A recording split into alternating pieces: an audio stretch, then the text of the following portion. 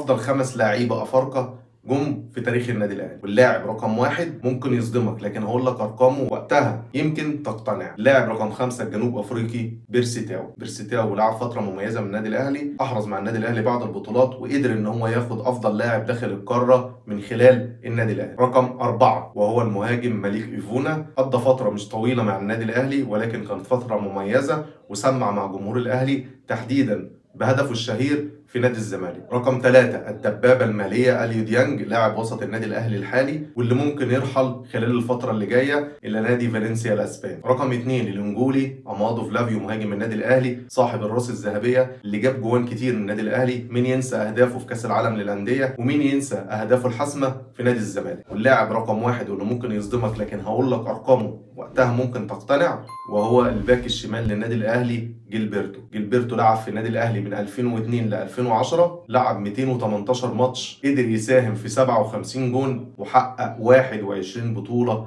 مع النادي الاهلي من ضمنهم 3 دوري ابطال افريقيا. تخيل الرقم 21 بطوله. لو انت بتحب النادي الاهلي ومشجع للنادي الاهلي تابعني عشان يوصل لك كل جديد، وما تنساش تعمل لايك على الفيديو وتصلي على النبي في الكومنتات، ولو في لاعب انا نسيته حط لي اسمه في الكومنت نعمل له فيديو ليه مخصوص.